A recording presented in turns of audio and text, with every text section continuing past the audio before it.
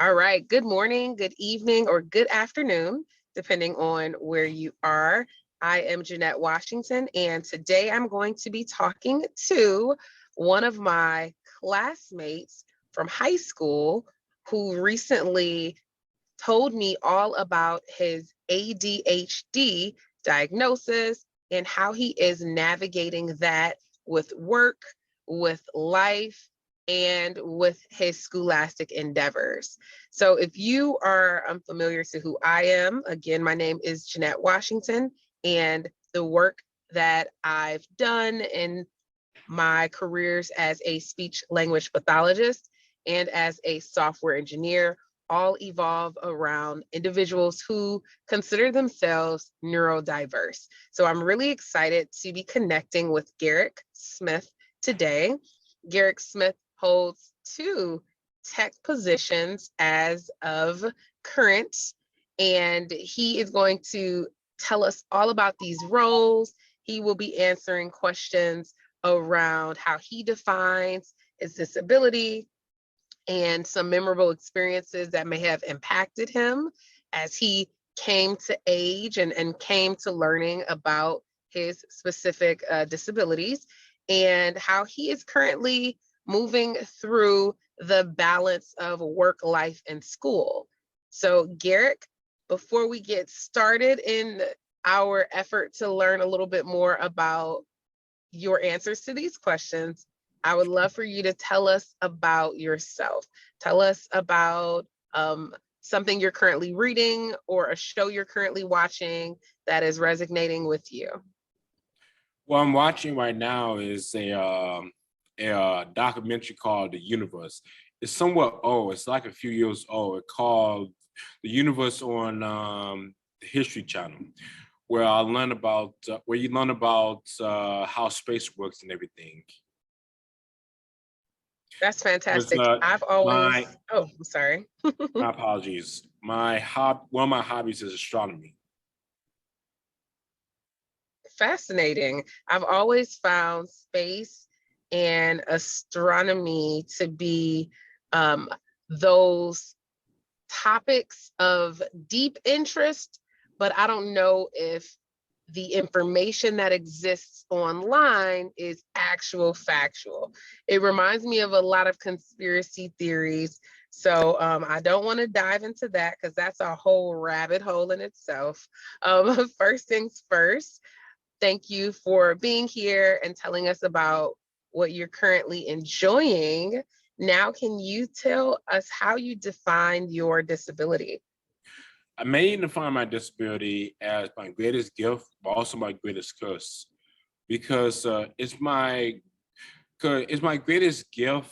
Could provide an obstacle course. It provide an obstacle course. It provide an obstacle course about overcoming my disability, and also at the same time, it's my greatest gift because it allowed me to push forward and realize that challenges is what makes us a better person. A famous life coach once said, if it doesn't challenge you, it won't change you. So by overcoming my disability, it changed me for the better to make me realize that anybody could do anything. I love that. I think that's very powerful and it's so true. Okay. We can certainly do anything we put our mind to, regardless of our abilities or inabilities that we have presumed. Okay. So, do you have any memorable experiences of your school years that were impacted by your disability? And the reason I ask this, because you and I went to school together. I don't recall you being ostracized for your disabilities. I don't recall there being any differences in the way that we were situated in our classrooms. I just remember you were a student, I was a student, and we learned together. But I'm sure you have some experiences that you can really tap into and share as it relates to how you may have felt othered within school. In high school, it affected me because I had to deal with long hours of studying. But by doing the long hours of studying, it would make me graduate first in my class. Then in my other college years, it was extremely difficult because the work was much harder. It was more freedom. It was less stressful. But typically, typically what took me like typically what took the average student like 2 hours to do, it took me 6 hours for me to understand the concepts and facts about the class. Your experiences were impacted by that. So thank you for sharing that information with me. Sure. Next, I want to know a little bit more about whether you have some influences in your working and learning habits that have been affected by your use of specific technology. Are there some tools that you have to have, some tools that you absolutely love as a means of helping you, accommodating you as you were working, living, learning, and just being your wonderful self? Well, I recommend you simple tools like an alarm system for like the regular alarm system on your phone, where you could just put in there saying you can do this for self encouraging self motivation encouragement, and also I use it for just about any important moment in my day. Like say you have you have to get to work at you have to leave at the house, you have to leave your home at 7:30 to get to your job, or that it's time for lunch. Take your lunch break, or even take a small snack break. Even adults get snacks too, because you gotta keep up. When you do intense work, you gotta keep up. You gotta keep up your energy, keep your strength.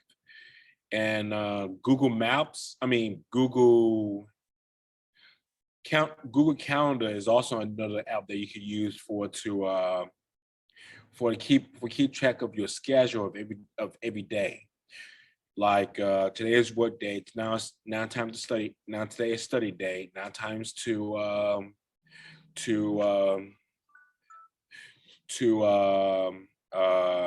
exercise and all that.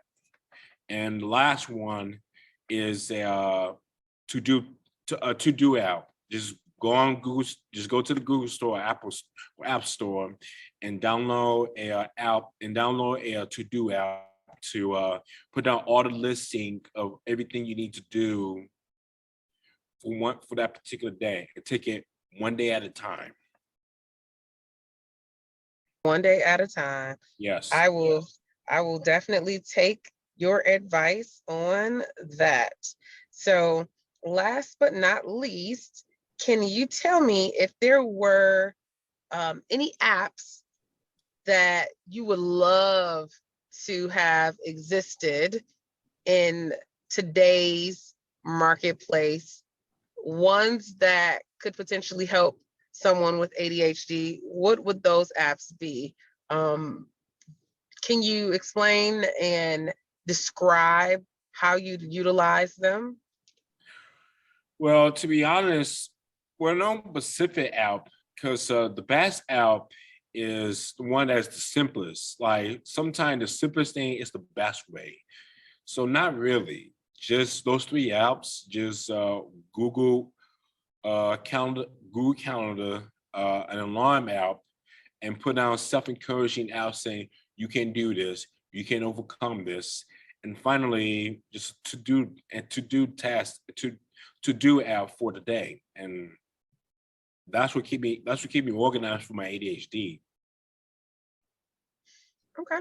Well, I want to thank you so much. That was really quicker than I anticipated, but I'm excited that you and I have gotten an opportunity to connect. Can you share with people who are checking out this information what you are currently doing, and maybe a quote to live by? what I recommend, well, this is what I'm here for, is to show that I'm a living example. Even though you have a lung condition, you can overcome it. You just gotta do you just gotta do three things. Do what's hard, be consistent, and be patient. And then anything is possible. Anything can be overcome. Doesn't matter what it is, it can be overcome. You can do this. And also a famous out from Frank Devant, I believe his name, is that this: if it doesn't challenge you, it doesn't change you. Because if it challenges you, it makes yourself a better person. And another quote I would say is that don't do what is easy, do what is hard. Patience, and thank you for just providing us with so many gems and so many jewels that we'll be able to take with us and utilize within our collective spaces. And I just want to let you know that I'm grateful for our friendship, and I'm hoping that we will be able to connect again and talk about some different objectives and goals and things that people with ADHD should consider. Yeah, exactly. I All don't right, well, mind. thank And you, Garrick. also I forgot to add, my job role is Apple technician, desk side Apple technician, and senior technician is all about technology, a small computer repair shop in Detroit. We're very famous for providing access service for Detroiters. And I would have to agree because I am a patron. I've come up there multiple times to purchase different tech tools. So thank you for your service in that regard. As my coworker would say, something like this: bananas, crazy good. All right, bye-bye. Bye.